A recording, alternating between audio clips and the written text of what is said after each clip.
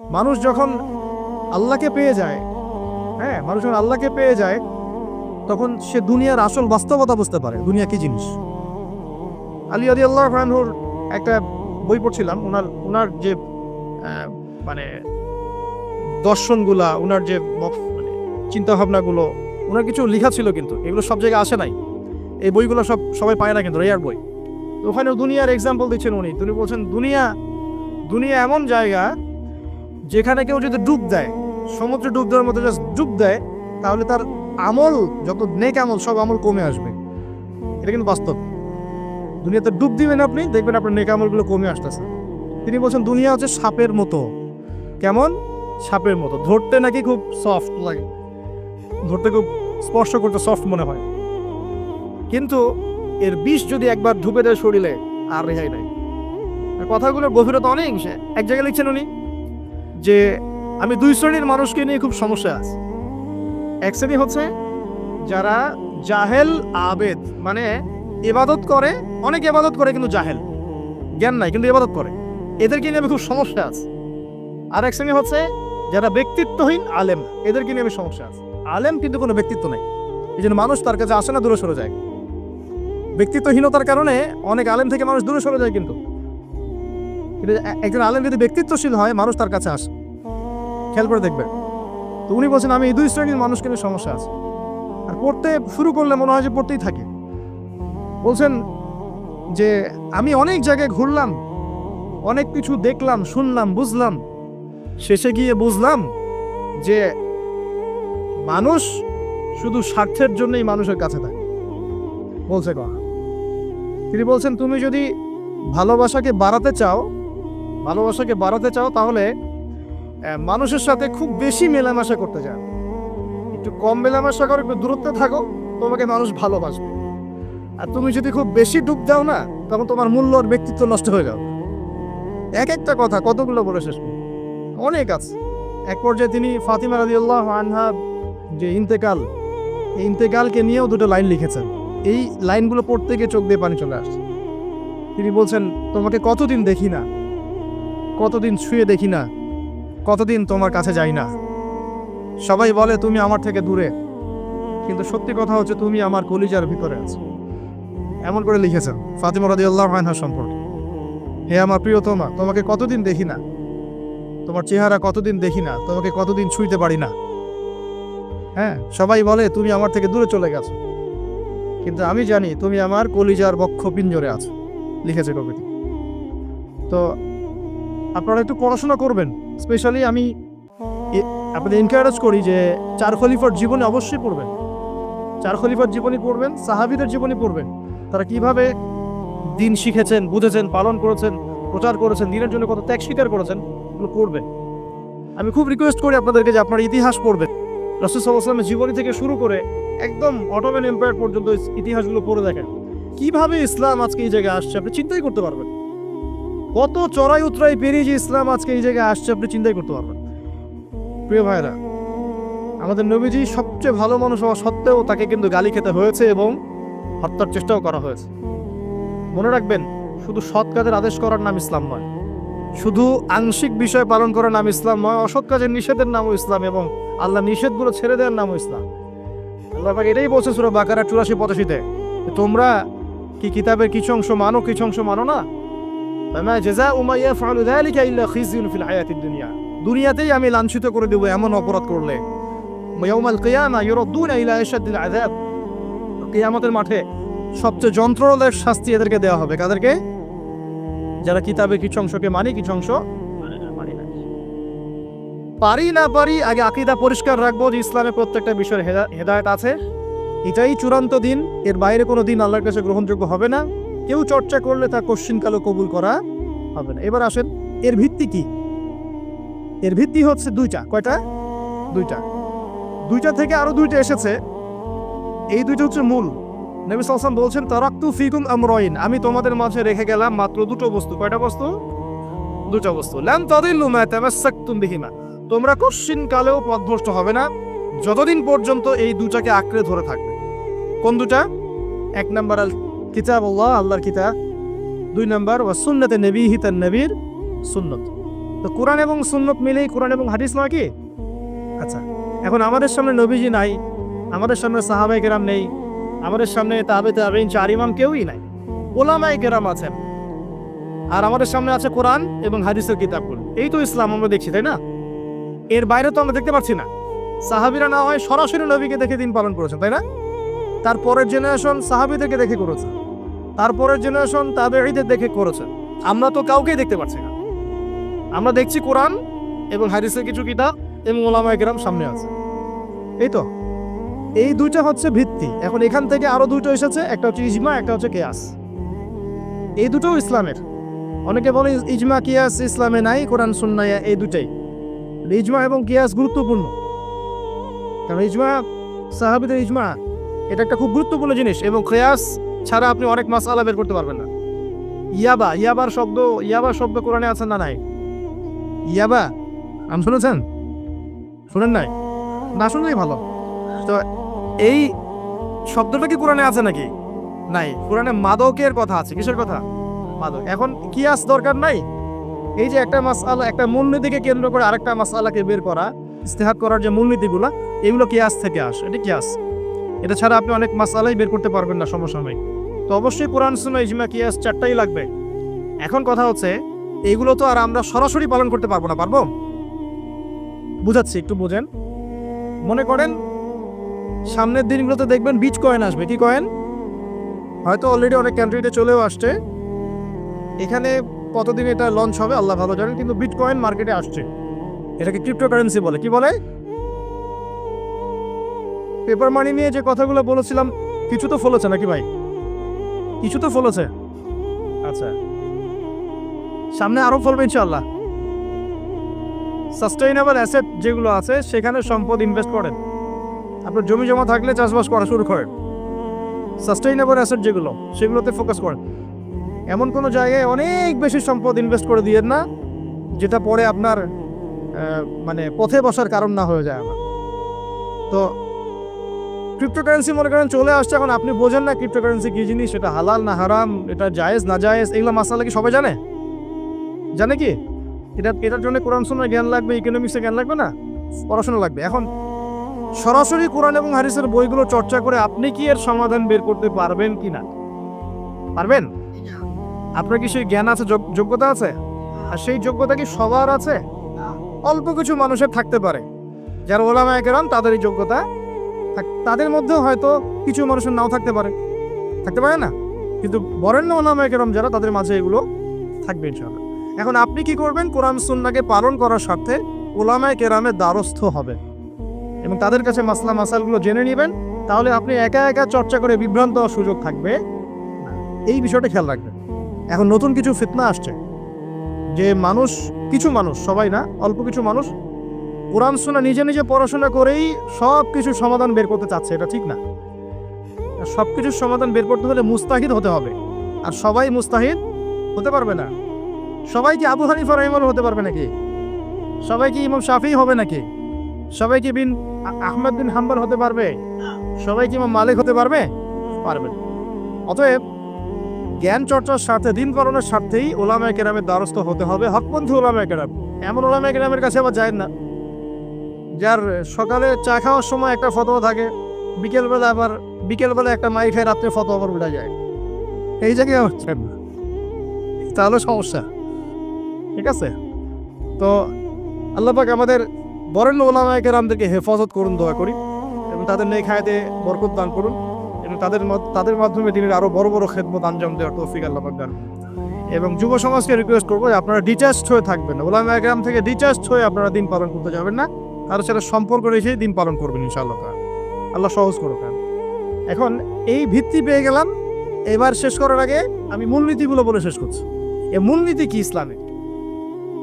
শোনেন, এই জায়গাটা একটু ভালো করে শোনেন। নবী সাল্লাল্লাহু আলাইহি ওয়াসাল্লাম বসে আছেন মসজিদে।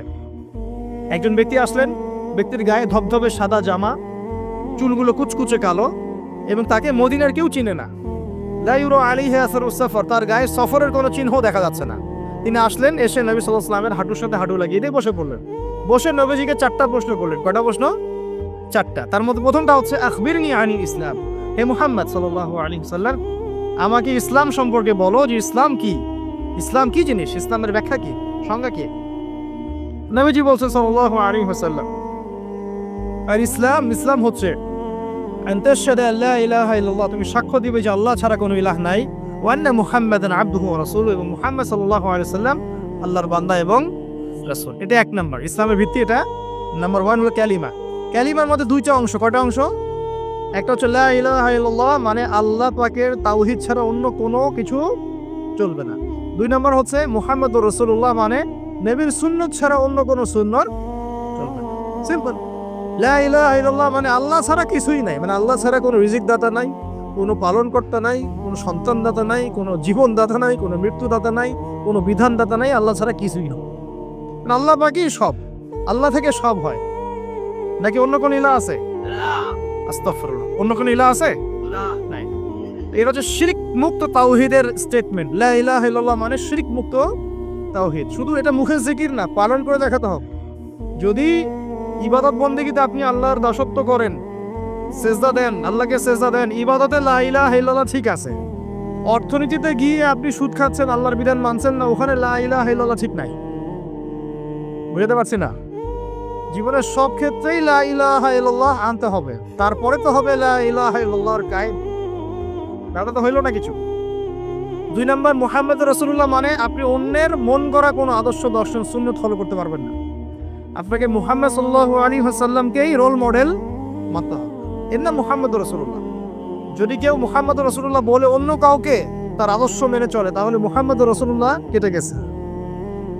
এখানে একই কথা, নামাজে দাঁড়িয়েছেন রাসূলের মতো নামাজ পড়ছেন মাশাআল্লাহ, রোজা করছেন রাসূলের মতো, হজ উমরা সব রাসূলের তরিকায় হচ্ছে, তাসবিহ তাহলিল সব রাসূলের তরিকায় হচ্ছে, অর্থনীতিতে গিয়ে আর রাসূলের তরিকা চলে না, তাহলে এখানে আর মুহাম্মদ রাসূলুল্লাহ থাকলো না। আমি মনে হয় বুঝাতে পারছি না। মানে জীবনের সব ক্ষেত্রেই লা ইলাহা ইল্লাল্লাহ মুহাম্মদুর রাসূলুল্লাহ থাকতে হবে, শুধু একটা অংশে নয়। এটা 1 নাম্বার। 2 ওয়ান তুকিমাস সালাহ, এবং যখন তুমি সালাত কায়েম করবে। ইসলামের 2 নম্বর পিলার কি? সালাত কায়েম করা। সালাতের বিষয়ে জাস্ট 2টো হাদিস বলে দিই আমি, তাহলে আপনার যথেষ্ট হবে ইনশাআল্লাহ। একটা হাদিসে নবীজি বলেন, মান তারাকা সালাতান মুতাআম্মিদান ফাকাদ কাফার, কেউ যদি ইচ্ছাকৃতভাবে নামাজকে ছেড়ে দেয়, সে ব্যক্তি কিন্তু কুফরি করলো। কি করলো? আমরা যারা নামাজ পড়ছি না, আমরা কিন্তু কুফরির মধ্যে আছি। মুয়াজ বিন জাবাল রাদিয়াল্লাহু আনহু নবীজি বলেন, মান তারাকা সালাতান মুতাআম্মিদান ফাকাদ বারিআত মিন জিম্মাতিল্লাহ, কেউ যদি নামাজ ছেড়ে দেয়, ফরজ নামাজ তার উপর ছেড়ে দেয়, ত্যাগ করে, সে ব্যক্তি আল্লাহর জিম্মাদারি থেকে মুক্ত হয়ে গেল। আল্লাহর জিম্মাদারি নাই তার উপরে, আল্লাহ পাকের কোনো রেসপন্সিবিলিটি নাই তার উপরে, আল্লাহ ছেড়ে দিয়েছেন তাকে, যাও। একটা হাদিস আছে, বাইনা রাজুলি ওয়া বাইনা শিরকি ওয়াল কুফরি তারকুস সালাহ, একজন আল্লাহর বান্দা আর একজন কাফের মুশরিকের মাঝে পার্থক্যই নামাজ। নামাজ নাই, ইসলাম নাই। শুধু আইওয়া শোডাউন দিয়ে কিচ্ছু হবে না ভাই, অথচ নামাজ আগে ঠিকঠাক মতো পড়তে হবে। পড়তে হবে না ভাই? আমাদের যুব সমাজ এখন রাত 3:30টায় খেলা দেখতে ওঠে, তাহাজ্জুদে ওঠার সুযোগ হচ্ছে না, ফুরসত হচ্ছে না। 3:30 4টা হলেও উঠতে হবে, অ্যালার্ম দিয়ে রাখবে, আর্জেন্টিনার খেলা আছে। কিন্তু আরেক ঘন্টা পরে ফজরের নামাজ, ওই খেলা দেখি ঘুম, ফজরের নামাজ। এই যে ঢাকায় দেখলেন না, ছবি দেখলে মনে হয় একটা তিল পরিমাণ জায়গা নেই মানুষের দাঁড়ানো, পর্দার সামনে একটা তিল পরিমাণ জায়গা নেই মানুষের দাঁড়ানো। হই হুল্লা করতেছে, নাচছে, গাচ্ছে, স্মোক করতেছে, ড্রিঙ্কস করতেছে। মিডিয়া এগুলোকে প্রমোটও করতেছে। মিডিয়া প্রমোট করতেছে মানে কি? মিডিয়া দেখাচ্ছে মানে বিশ্ব কত ভালো আছে এখন, কত সুখ আমাদের। হ্যাঁ, আমাদের সুখী সুখ, খালি সুখে সমৃদ্ধ জীবনযাপন করতেছে, খেলা দেখতে নাচতেছে নাকি? অথচ দেখেন ইকোনমিক সেকশনের কি অবস্থা, দেখেন কি অবস্থা দেশ। এই যে আমাদের সমাজের, যুব সমাজের নৈতিকতার অবস্থাগুলো দেখেন, ধর্ষণের হার দেখেন, জেনার হার দেখেন, মাদকাসক্ত মানুষদের হার দেখেন, কত হারে মানুষ মাদক খাচ্ছে, পরকীয়ার হার দেখেন, ব্লু ফিল্মসের হার দেখেন। ওদের ভাবখানে এমন যে খুব সুখ আমার জীবনে, খেলো আর খেলো। খেলার দলিল তো কোরআনে আছে তো। হ্যাঁ, আল্লাহ পাক বলছেন এই দুনিয়ার জীবনটা হচ্ছে খেলতামাশার দোকান। খেলার দলিল কোরআনে তো আছে। ওমা হাযিহিল হায়াতু দুনিয়া ইল্লা মাতাউল গুরুর, এরকম একটা আয়াত আছে সূরা হাদীদের মধ্যে। আল্লাহ পাক আছে, আল্লাহ পাক বলেছেন যে ইলামু, তোমরা জেনে রাখো, আন্নামাল হায়াতু দুনিয়া লাইবু ওয়া লাহু, তোমরা জেনে রাখো যে এই দুনিয়ার পুরো দুনিয়ার জীবনটাই খেলা, খেলতামাশা, ওলাহ, ঠাট্টা, হাসি ঠাট্টা, মানে এটা কি বলা বাংলা দিয়ে, ভ্রম, ভ্রম, মায়া, মোহ, ভ্রম। তোমরা জেনে রাখো দুনিয়ার জীবনটা খেলা, খেলতামাশা, ভ্রম, মিছে মায়া। ই'লামু আন্নামাল হায়াতুদ দুনিয়া লা'ইবুন ওয়া লাহু ওয়া যিনাতুন ওয়া তাফাখুরুন বাইনাকুম ওয়া তাকাসুর। এবং দুনিয়ার জীবন হচ্ছে একে অপরের সাথে প্রাচুর্যের প্রতিযোগিতা। এগুলা আল্লাহ পাক বলছেন, তো খেলার দলিল তো কোরআনেও পাওয়া যাচ্ছে না? দুনিয়ার জীবনটাকে আল্লাহ বলছেন ওয়া মা হাযিহিল হায়াতুদ দুনিয়া ইল্লা মাতাউল গুরুর। পুরো দুনিয়ার জীবনটাই হচ্ছে মাতাউল গুরুর, প্রতারণা, ধোঁকা, মরিচিকা ছাড়া কিছুই না। আর প্রমোট করা হয় যে বিউটি কন্টেস্ট হচ্ছে, মনে হচ্ছে কত সুখ আমাদের। হ্যাঁ, মেয়েরা একদম অর্ধনগ্ন নগ্ন হয়ে ফ্যাশন শো করছে, প্রমোট করছে, দেখো এগুলো সবাই কি সুন্দর জিনিস, কত সুখ, কত সুখে আছি আমরা। খেলতেছে মানুষ, দেখো ব্রাজিল আর্জেন্টিনা খেলা হচ্ছে, কত সাপোর্টার, কত সুখ, কত মজা, কত লাজ্জাত দুনিয়াতে। হ্যাঁ, মানে কি প্রমোট করতেছে দেখেন। মানে রিয়েলিটি, একটা কথা বলেছে অনেক লেকচারে যে এই ফিতনাময় যুগ, দাজ্জালের যে যুগটা হবে না, ওই যুগে বাস্তবতা আর ভিজুয়াল ওয়ার্ল্ড হবে আকাশ পাতাল পার্থক্য। মানে যা আপনি দেখবেন সেটা সত্য না, ভিতরের বিষয়টা সত্য, যেটা আপনি দেখতে পাচ্ছেন। যা আপনি দেখবেন সেটা সত্য না, যা সত্য তা আপনি দেখতে পাচ্ছেন না। এটা হবে দাজ্জালের যুগ। কেমন? খিদিরের মতো। নৌকা ফুটা করলেন কেন? সন্তান হত্যা করলেন কেন? বাচ্চা হত্যা করলেন কেন? আর এই যে দেয়াল নির্মাণ করলেন কেন? তিনটা ক্ষেত্রে মুসা আলাইহিস সালাম ভেটো দিচ্ছেন, খিদির আলাইহিস সালাম বলছেন যে এর পিছনে কারণ আছে। কারণ আছে না? দাজ্জালের যুগটা এমন হবে, বাহ্যিকভাবে যেটা দেখছেন চোখ দিয়ে এটা সত্য নয়, ভিতরে যেটা আছে ওটা সত্য। ভিতরটা সবাই দেখতে পারবে না, দেখতে হলে খিদির হতে হবে। ভিতরটা হচ্ছে যে সমাজ তো ডিস্ট্রয়েড, ম্যাসাকার হয়ে গেছে, সমাজের কাঠামোই ভেঙে গেছে আমাদের। এখন নারী পুরুষের যে ফাংশন চেঞ্জ হয়ে গেছে, ধর্ষণের হার দিন দিন বেড়ে গেছে, ইফটিজিং বেড়েছে, বেপরদামি বেড়েছে, নগ্নতা বেড়েছে, মাদক বেড়েছে, পরকীয়া বেড়েছে, কচি কচি বাচ্চা কাচ্চা মেয়েগুলোকে ধরে ধরে ধর্ষণ করা হচ্ছে। সমাজের কাঠামোই চেঞ্জ হয়ে গেছে, সমাজের সমকামিতা বেড়েছে, প্রচুর সমকামী, খেলতামাশা, দুনিয়ার জীবনটা খালি খেলতামাশা। আর আমাদের এই যুব সমাজ, যাদের হাতে ইসলামের ভবিষ্যৎ আছে, ওদেরকে এইদিকে মোহাগ্রস্ত করে রেখে দেওয়া হচ্ছে। এরা নামাজ পড়ে না, কোরআন তেলাওয়াত করে না, আলেম ওলামার সাথে কোনো সোহবত নাই, কোনো সম্পর্ক নাই, হাদিসের কিতাব নাই বাসায়, দাড়ি নাই, ইসলামিক লেবাস পোশাক নাই, ইসলামিক মূল্যবোধ নৈতিকতা নাই, আল্লাহর রাস্তায় সময় দেওয়ার কোনো মানসিকতা নাই। এই যুবক ছেলেপেলেগুলো কিনে নাচতেছে মিডিয়া। কি করবে এরা দেশের জন্য? যারা এরকম অন্য একটা রাষ্ট্র, যে রাষ্ট্র আমাকে চিনেই না, ওর খেলায় সে হুজুকে লাফায়, এ দ্বারা রাষ্ট্রের উন্নয়ন হবে নাকি?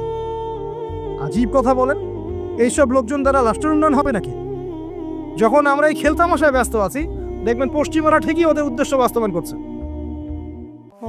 কি আশ্চর্য একটা অবস্থা, কি আশ্চর্য! মানে এত সুখে আছি আমরা, এতই সুখ, খাবার, পানি, বাসস্থান, বেকারত্ব, কত সমস্যা নিয়ে ভুগতেছি আমরা, এতই সুখ যে বিশ্বকাপে নাচতে হবে আমাদেরকে। আবার এটাকে মুসলিম কান্ট্রির মধ্য দিয়ে জায়েজ করে নেওয়ার একটা পায়তারা চলছে। আয়োজন করেছে এক মুসলিম কান্ট্রি, খেলেছে আর এক মুসলিম কান্ট্রি। হ্যাঁ, এবং এটাকে দলিল নিয়ে এসে এটাকে জায়েজ করে একটা টেন্ডেন্সি চলছে, ইসলামী শুরু করছে। অথচ যেখানে যেখানে এগুলো হচ্ছে তার পাশে ইয়েমেন পড়ে আছে, তার পাশে সিরিয়া পড়ে আছে, যেখানে লক্ষ লক্ষ মানুষ না খেয়ে পড়ে আছে। ইয়েমেনে লক্ষ লক্ষ শিশু না খেয়ে মরতেছে এখন। ওদের 2013-14 সাল থেকে নিয়ে 2022 পর্যন্ত প্রায় 3.5 লক্ষ মানুষ মারা গেছে ইয়েমেনের এই ঘটনাগুলো, গৃহযুদ্ধ এবং এই যে আরব কান্ট্রিগুলোর মধ্যে কনফ্লিক্টের মতো, এবং প্রায় 60% সেখানে বাচ্চা কাচ্চা। আপনি এত টাকা পয়সা খরচ করে এগুলো আয়োজন করতে, আমরা প্রমোট করতেছি, এর 5% টাকা ওদেরকে দিলেই তো ওদের 3 বেলার খাবার হতো। সিরিয়ার মানুষগুলোকে দেখেন গিয়ে, ওখানে তো ওটা রঙ্গমঞ্চ হয়ে গেছে। মানে যে যার স্বার্থ এখানে ঢুকে, ওখানে ইসরায়েলও ঢুকছে, আমেরিকাও ঢুকছে, তুরস্কও ঢুকতেছে, ওখানে আগে রাশিয়া ছিল, ওখানে বাশার আল আসাদ, সব মিলে জগা খিচুড়ি অবস্থা একটা। মানুষের মানবতা, জীবনযাত্রা নাই, জীবনের কোনো মূল্য সেখানে নাই। প্রচুর মানুষ, ছোট ছোট ছেলে পেলে দেখবেন না খেয়ে ওখানে মারা, উদ্বাস্তুর মতো তাঁবুর নিচে জীবনযাপন করে। এটা দেখেন না চোখে? ওখানে একটা খেলা, হুদাই একটা খেলা নিয়ে এত লাফালাফি করতেছে, পাশে এতগুলো মানুষ না খেয়ে মারা যায়, কোনো খবর নাই। নিজে ভরপেট খাই, প্রতিবেশী অনাহারে থাকে, মুমিন হবে? কিসের ইসলাম ফলো করতেছি আমরা আসলে? আমরা যে ইসলামটা ফলো করতেছি এটা পশ্চিমাদের শেখানো ইসলাম। আমরা রাসূলুল্লাহ সাল্লাল্লাহু আলাইহি ওয়াসাল্লামের শেখানো ইসলাম ফলো করতেছি না। আমার স্ট্রেট কাট কথা একদম। আমরা যে ইসলামটা ফলো করতেছি এটা হচ্ছে পশ্চিমাদের শেখানো ইসলাম। রাসূলুল্লাহ সাল্লাল্লাহু আলাইহি ওয়াসাল্লাম ইসলাম ফলো করলে আজকে আমাদের অবস্থাগুলো হতো না। আল্লাহ পাক আমাদেরকে বোঝার তৌফিক দান করুন। আমি শুধু ফাযাক্কির ইন্নামা আনতা মুযাক্কির। আল্লাহ পাক যে বলেছেন তুমি উপদেশ দাও, তুমি শুধু উপদেশ দাতা, লাস্তা আলাইহিম বিমুসাইতির। কারো প্রতি তুমি দারোগা নাও, আমরাও কারো প্রতি দারোগা নই। কিন্তু পুরো বিশ্বের প্রেক্ষাপটটাকে কোরআন সুন্নাহ দিয়ে ব্যাখ্যা করার দায়িত্ব আমাদের। কেউ গ্রহণ করলে করবে, না করলে করবে না। তার কবরে সে যাবে, আমার কবরে আমি যাব, সিম্পল, শেষ। গতানুগতিক লাইফস্টাইলে এখন এই পৃথিবীর বেশিরভাগ মানুষ বস্তুবাদী। এটা দেখার জন্য, বোঝার জন্য জাস্ট আপনার হৃদয়ের চোখ, হৃদয়ের কান, হৃদয়ের ইন্দ্রিয়গুলো একটু উন্মুক্ত করতে হবে। আর হৃদয়ের চোখ, হৃদয়ের কান উন্মুক্ত হবে তখনই যখন আমরা আল্লাহ এবং তার রাসূলের সামনে আত্মসমর্পণ করব, তার আগে নয়। তো বেশিরভাগ মানুষ বস্তুবাদিতায় লিপ্ত থাকে। আবার দেখি কিছু মানুষের সারাদিন ফিকির একটাই, পলিটিক্স, পলিটিক্যাল অ্যাফেয়ার্স, পলিটিক্স, কিভাবে পলিটিক্স করব, কিভাবে অপোজিশনকে ডমিনেট করা যায়, কি করলে তার ক্ষতি করা যাবে, কি করলে তাকে ওভারটেক করে আমি সামনে যেতে পারব। কিছু মানুষের চিন্তা ইকোনমিক সেকশনে, আল মাল, কিভাবে মাল অর্জন করা যাবে। আমার 2 তলা বাড়ি আছে, কিভাবে 4 তলা হবে। 2টা বিজনেস আছে, কিভাবে 10টা হবে, 5টা হবে। আমার 100% জমি আছে, কিভাবে 200% হবে। আল মাল। এই শ্রেণীর মানুষকে নবী সাল্লাল্লাহু আলাইহি ওয়াসাল্লাম আব্দুদ দিনার বলেছেন, দিনারের দাস। আব্দুল্লাহ নয়, আল্লাহর দাস নয়, দিনারের দাস। আরো কিছু মানুষ আছে, আমরা এখন সায়েন্স এবং টেকনোলজির অগ্রগতির খোরা অজুহাত তুলে সরাসরি আল্লাহকে ডিনাই করে ফেলছে এবং এই মতাদর্শ সমাজে বাস্তবায়নের চেষ্টাও করছে।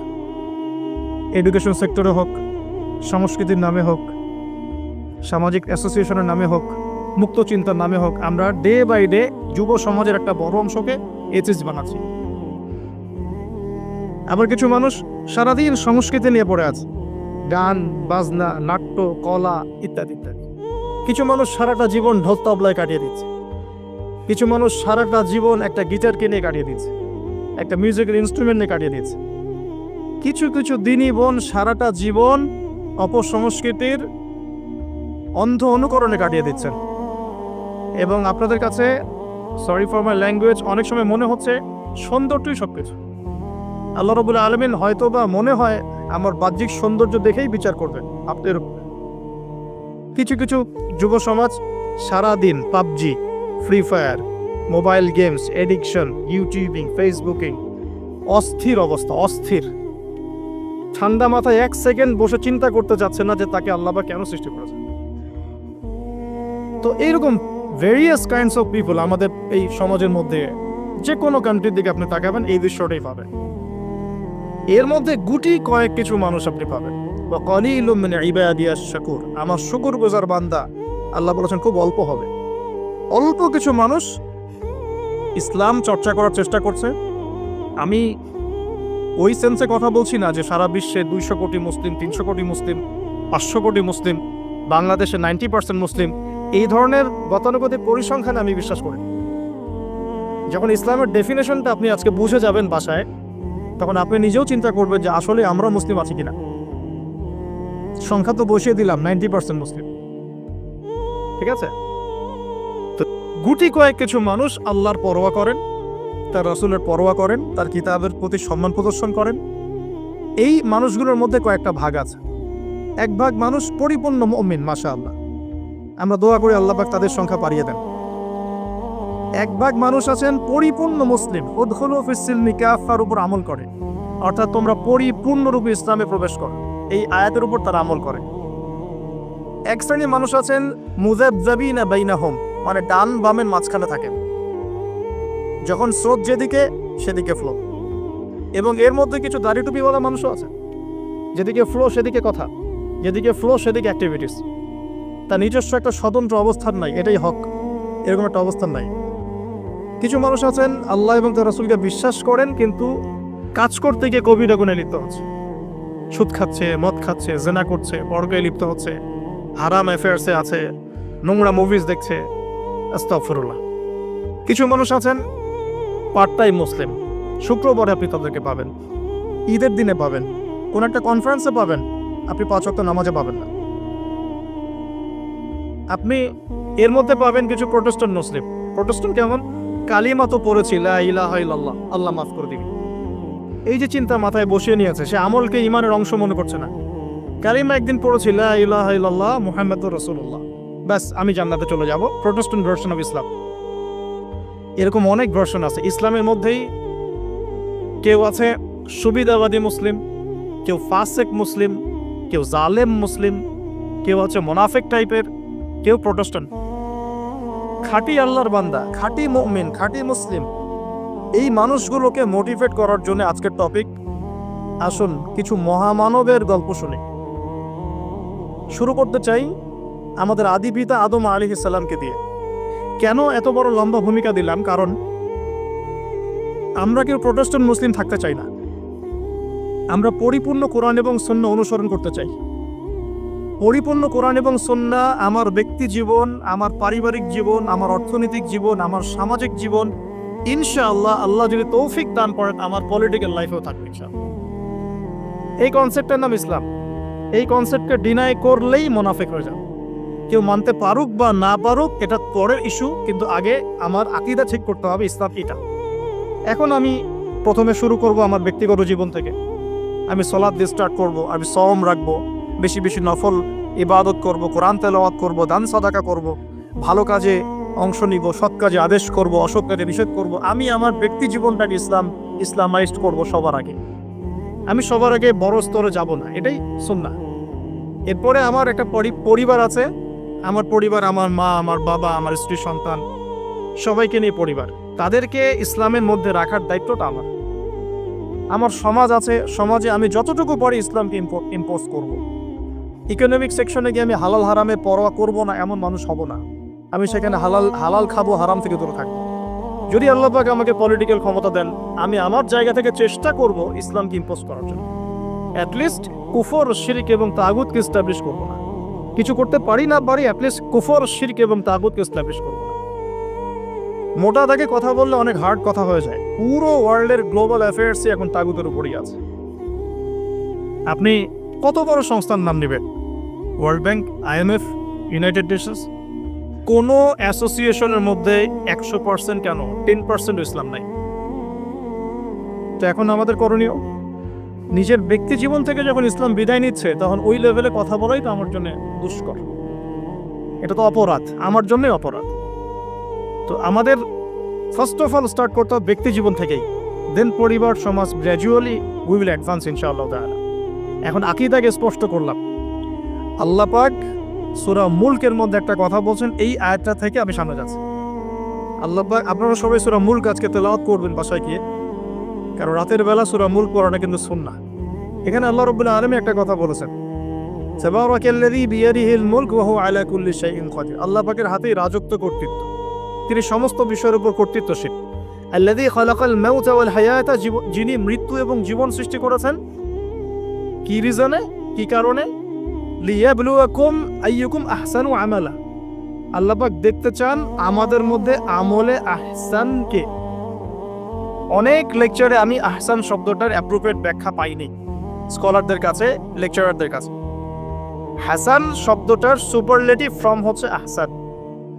হাসান মানে হচ্ছে ভালো, উত্তম, ভালো, খাবারটা ভালো। আহসান খাবারটা অনেক বেশি ভালো। হাসান মানে উত্তম, আহসান অনেক বেশি উত্তম। বলি আমরা কবির মানে বড়, আকবার সবচেয়ে বড়, তগীর মানে ছোট, আসগর মানে সবচেয়ে ছোট। এটাকে বলা হয় ইসমে তাফজিলের সিগা, মানে সুপারলেটিভ ফর্ম ইংরেজিতে আমরা যেটা বলি। তো আল্লাহ পাক এই আয়াতে একটু খেয়াল করে দেখেন, আল্লাহ পাক কিন্তু আমাদেরকে গতানুগতিক মুসলিম হিসেবে দেখতে চাচ্ছেন না। আল্লাহ পাক বলছেন, আমি দেখতে চাই তোমাদের মধ্যে আমলে আহসানকে। ব্যাস এই শব্দটা যদি বুঝতে পারি আজকের আলোচনার ভিতরে ঢুকতে পারবো। আমি কি আহসানটা বোঝাতে পেরেছি? আল্লাহ পাক দেখতে চান না আমাদের মধ্যে আমলে, আকীদায়, ঈমানে, তাকওয়ায়, এগুলোতে গতানুগতিক কে। আল্লাহ পাক দেখতে চান আমাদের মধ্যে আমলে বেস্ট কে, শ্রেষ্ঠটাকে। এখন কোরআনের পাতাগুলো যদি ঘেটে আমরা শেষ করি, একটা খতম দিই একটা মাসে, চেষ্টা করবেন 1 মাসে 1 খতম দেওয়ার জন্য, আল্লাহ তৌফিক দান করুন। প্রতিদিন 1 পারা করে পড়লে 1 মাসে 1 খতম হয়ে যায়। আর বছরে অন্তত একবার পুরো কোরআনটা অর্থসহ পড়তে হবে। পারা যাবে ইনশাআল্লাহ?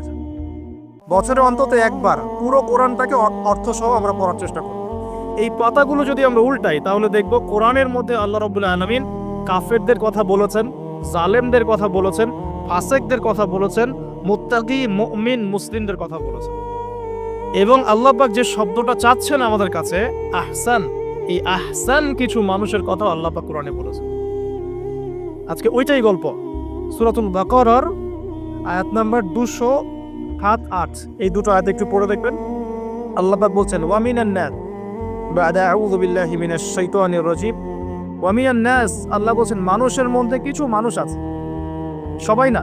ওয়া মিনান নাস, মানুষের মধ্যে কিছু মানুষ আছে যারা কিনা মাইয়াশরি নাফসাহু বিতিগা মারদাতিল্লাহ, যেই মানুষগুলো আল্লাহ পাকের সন্তুষ্টির জন্য তাদের নফসটাকে বিক্রি করে দিয়েছে। সুবহানাল্লাহ, চারটাখানি কথা না কিন্তু।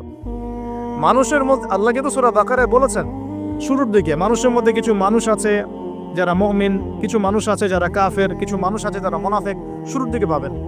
এখানে আল্লাহ পাক বলছেন মানুষের মধ্যে কিছু মানুষ আছে যারা তাদের নফসটাকে আল্লাহর সন্তুষ্টির জন্য বিক্রি করে দিয়েছে। সুবহানাল্লাহ, মানে তাদের জীবনের মূল থিমটাই হচ্ছে আল্লাহ পাকের সন্তুষ্টি অর্জন করা। কোনো কিছুকেই তারা আল্লাহর সন্তুষ্টির উপর প্রাধান্য দিবে না। যদি কোটি টাকার অফার আসে হারাম, সে সেটা রিজেক্ট করবে, আল্লাহ নারাজ হবে। একটা সুন্দরী মেয়ে যদি জেনার অফার করে, সে রিজেক্ট করবে, কারণ সে আল্লাহকে ভয় করে। সে আল্লাহ পাকের জমিনের উপরে গায়রুল্লাহ বা কুফফারদের তাগুতদের কোনো লস ইমপ্লিমেন্ট করতে পারবে না, কারণ সে আল্লাহকে ভয় করে। সে ইকোনমিক লাইফে হালাল হারামের পরোয়া করে চলবে, কারণ সে আল্লাহকে ভয় করে। সে তার পরিবারে পর্দা এস্টাবলিশ করবে, বিকজ সে আল্লাহকে ভয় করে। মানে আল্লাহ পাকের সন্তুষ্টির জন্য নিজের নফসটাকে, জান মাল সবকিছুকে বিলিয়ে দিয়েছে।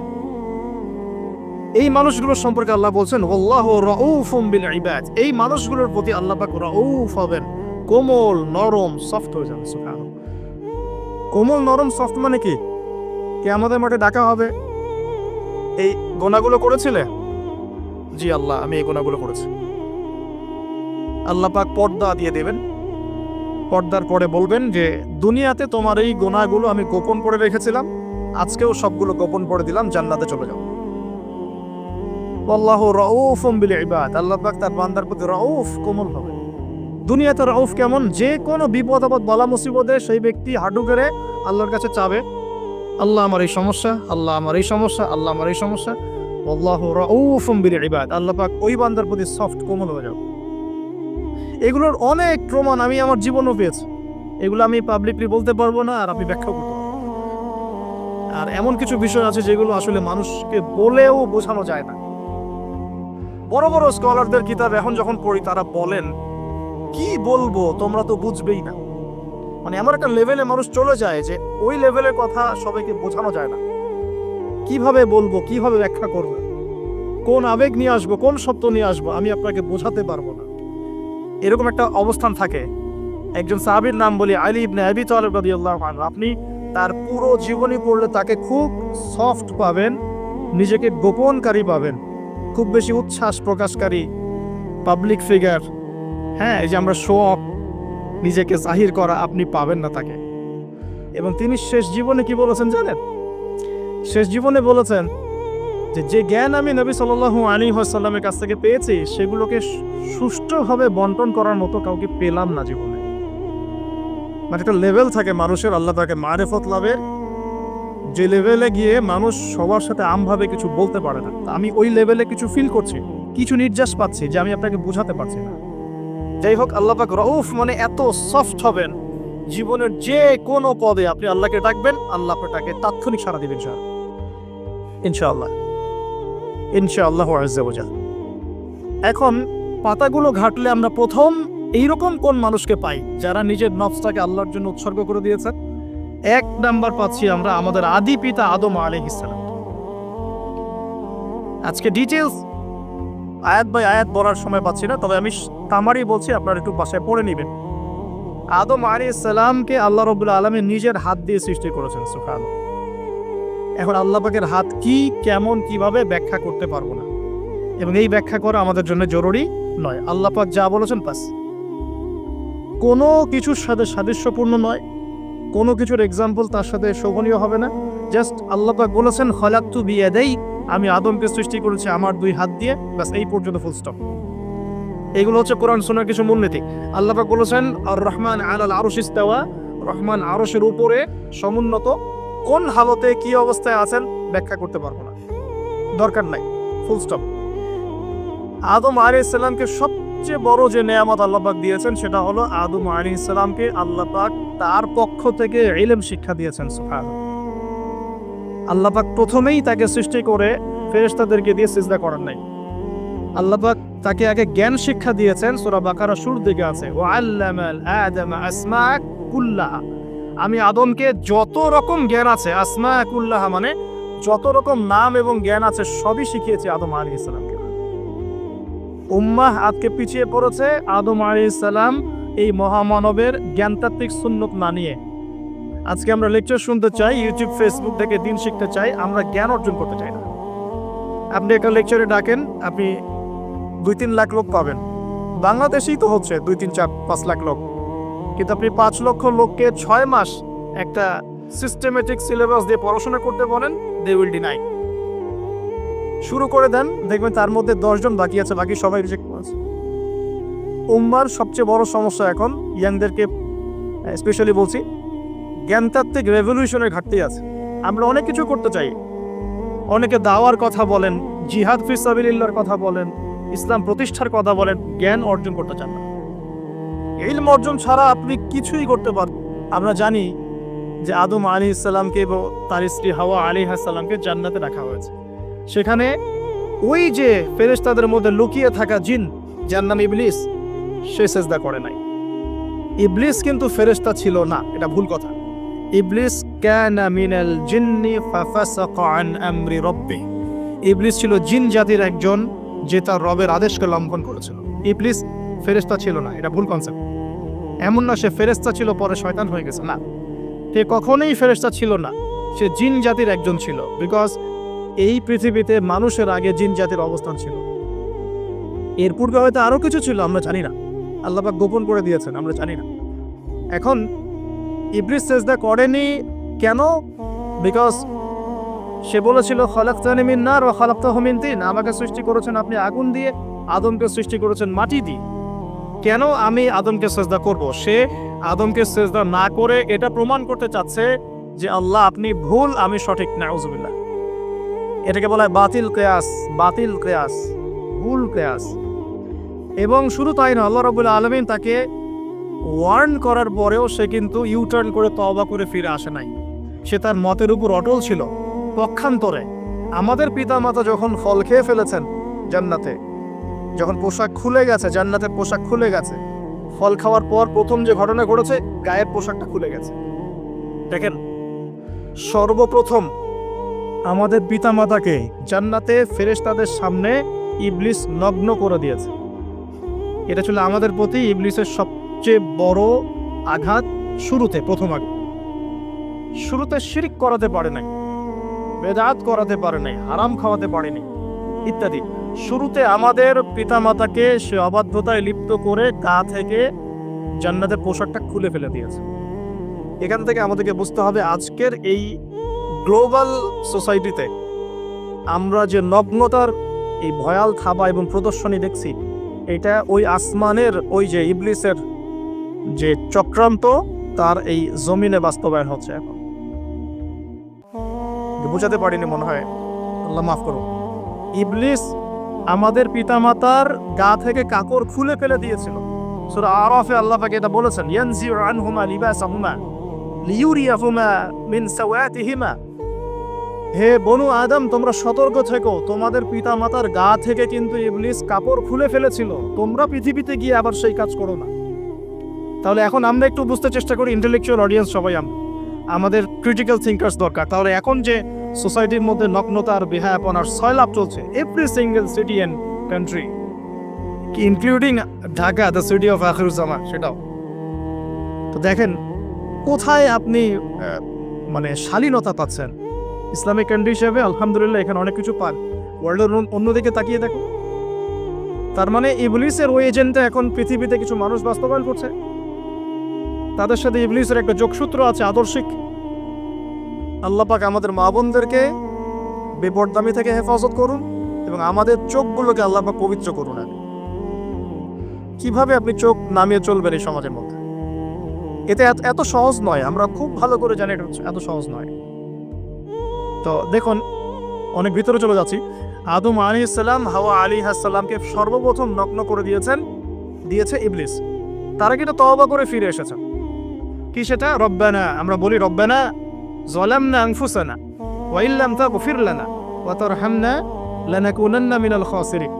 যখনই আমাদের পিতামাতা বুঝতে পারলেন যে তারা একটা ভুল করে ফেলেছেন, তখন তারা তওবা করে ইউটার্ন করলেন আল্লাহর দিকে, যেই কাজটা ইবলিস করে নাই। এই কাজটা ইবলিস না করার কারণে সে কাফের হয়ে গেছে, চিরস্থায়ী জাহান্নামী হয়ে গেছে। আর এই তওবা করে ফিরে আসার কারণে আমাদের পিতামাতা জান্নাতি হয়ে গেছে।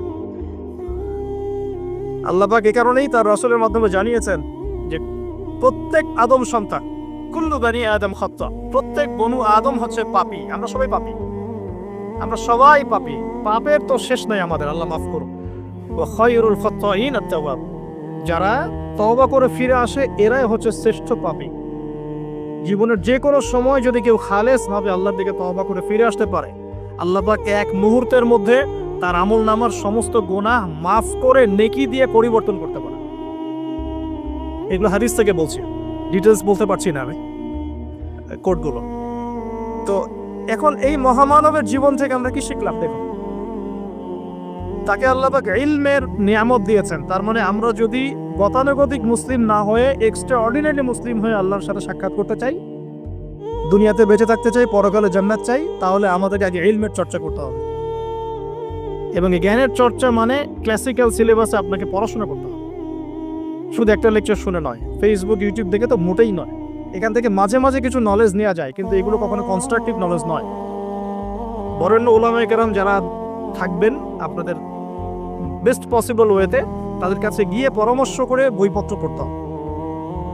আদারওয়াইজ আপনার মেমোরি এবং জ্ঞানটা বিক্ষিপ্ত হয়ে যাবে। এখনকার ইয়াং জেনারেশনের অন্যতম সেরা প্রবলেম হচ্ছে তাদের মস্তিষ্ক বিক্ষিপ্ত। তাদের মস্তিষ্কে কনস্ট্রাকটিভ কোনো সিলেবাসে পড়াশোনা নাই। আজকে এই বই, কালকে ওই বই, কালকে আদনান ভাইয়ের লেকচার, পরশুদিন আজহারি ভাইয়ের লেকচার, তারপরের দিন আরেক ভাই, তারপর আরেক ভাই। আবার সমাজে তো এক একজন এক এক কথাও বলছে, তখন তার মাথাটা পুরো পাজলড, হ্যাঁ, ম্যাসাকার্ড। এই মাসালা এটা বলছেন, ওই মাসালা ওইটা, তার ওইটা কি হবে, ওইটা কি হবে। সলিউশন হচ্ছে ক্লাসিক্যাল ইসলামিক সিলেবাস পড়াশোনা করতে হবে। আমি খুব শর্ট করে গেলে সাবজেক্টগুলো বলে দিই আপনাদের। 1 নম্বর, ফার্স্ট অফ অল কোরআনুল কারীম।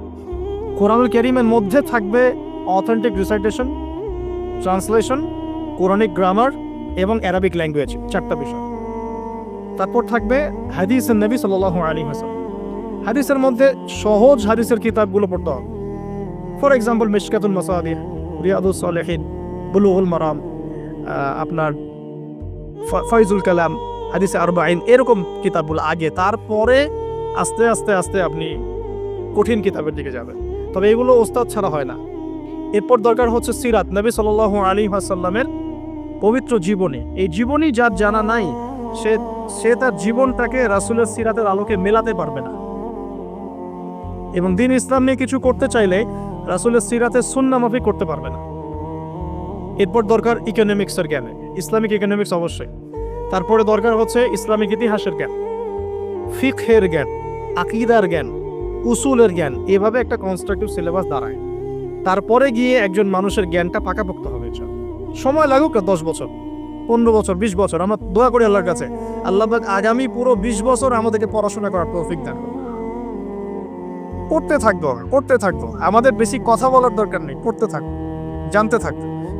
এখন তাহলে আমরা আজকে প্রথম একটা লেসন পেলাম, গতানুগতিক মুসলিম না হয়ে এক্সট্রা অর্ডিনারি মুসলিম হতে হলে প্রথমে এই মহামানবের জ্ঞানতাত্ত্বিক শিক্ষা নিতে হবে, ইলমের মেহনত হবে ইনশাআল্লাহ তাআলা। আল্লাহ পাক আমাদের সবাইকে জ্ঞানের মেহনত করার তৌফিক দান করুন এবং আমাদের পরিবারে জ্ঞান প্রতিষ্ঠার তৌফিক দান করুন, আমাদের বাচ্চাদের মধ্যে সেই জ্ঞান প্রবেশ করানোর তৌফিক দান করুন। আর প্রয়োজন হচ্ছে তাওবাহ, আত-তাওবাহ। আদম আলাইহিস সালাম ভুল করেছেন, আমরাও ভুল করি, কিন্তু শয়তানের পাল্লায় পড়ে ভুল করলেই তার তাবেদারি করতে হবে না, বরং যখনই আমাদের স্মরণ হবে আমরা ইউটার্ন করবো আল্লাহর দিকে তওবা করে। দ্বিতীয় মেসেজ হচ্ছে বেশি বেশি তওবা ইস্তেগফার করব।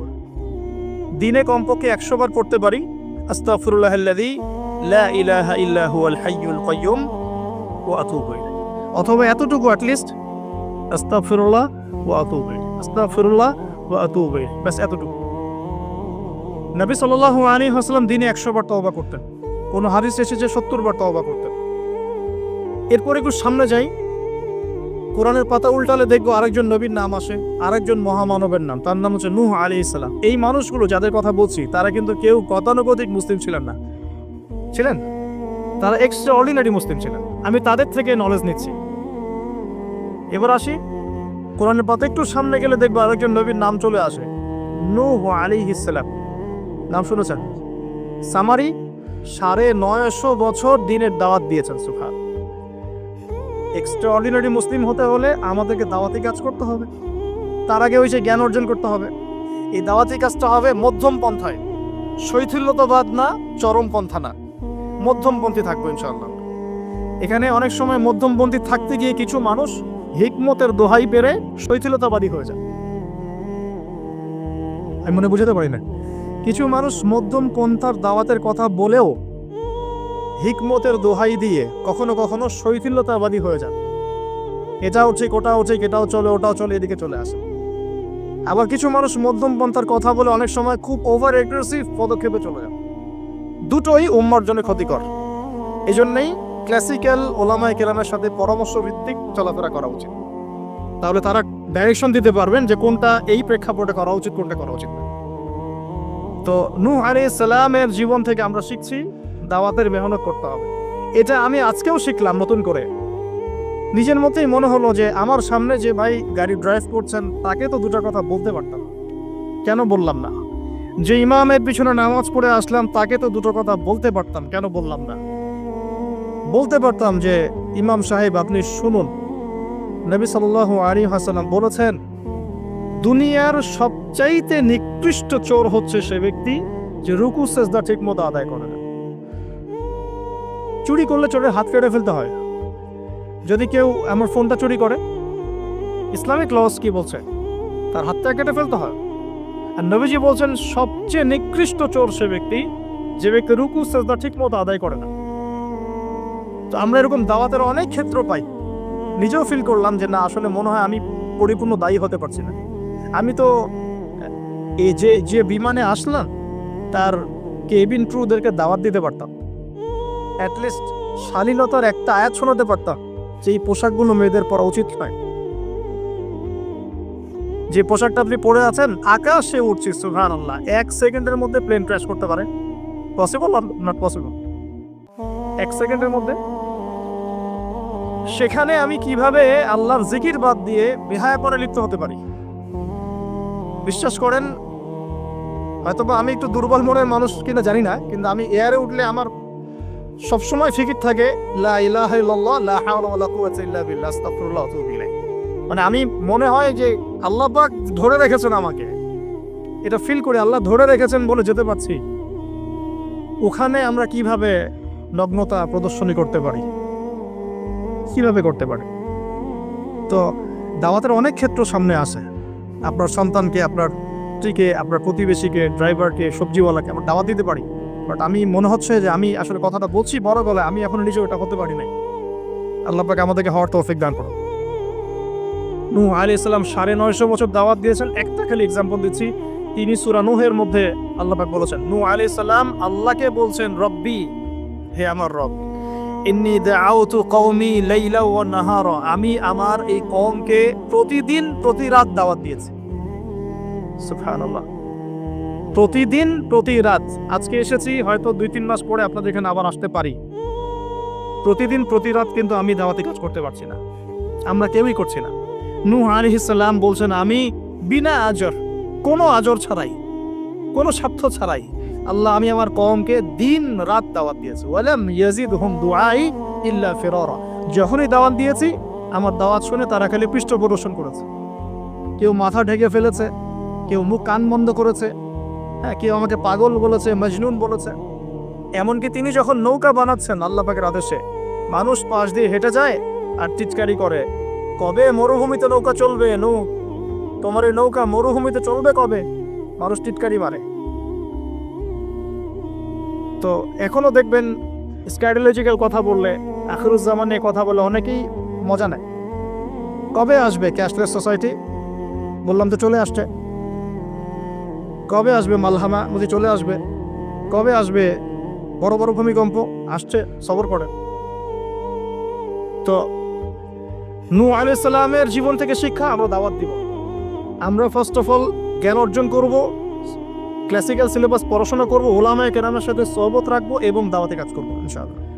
এবং এখানে আমরা মধ্যমপন্থী থাকবো, নট চরমপন্থা, নট শৈথিল্যতাবাদ। নূহ আলাইহিস সালামের জীবন থেকে আরো দাওয়াত, দিন রাত দাওয়াতের মেহনত করা, দিন রাত দাওয়াতের মেহনত করা। আল্লাহ পাক আমাকে আপনাদের সবাইকে তৌফিক দান করুন। কতদিন? 950 বছর। কত বছর? 950 বছর। পুরো আব্বাসীয় খেলাফত ছিল 509 বছর কি 10 বছর মেবি। পুরো আব্বাসীয় খেলাফত 510 বছরের মতো। উমাইয়াদের ছিল 93 ইয়ার্স। আমাদের নবী সাল্লাল্লাহু আলাইহি ওয়াসাল্লামের দাওয়াতের মিশন বয়স ছিল 23 বছর। 950 বছর দাওয়াত দেওয়ার পর তাফসীরের কিতাবে এসেছে 40 or 80 ফ্যামিলিজ, এই 40 বা 80টা ফ্যামিলি ইসলাম কবুল করেছে। তার মানে এখানে শিক্ষা, এক্সট্রাঅর্ডিনারি মুসলিম হতে হলে দাওয়াতের মেহনতে হতাশ হওয়া যাবে না, লেগে থাকতে হবে, লম্বা সময় ধরে দাওয়াত দিতে হবে। আল্লাহ পাক আমাকে আপনাদের সবাইকে লম্বা সময় ধরে বিশ্বে দাওয়াতি কাজ করার তৌফিক দান করুন।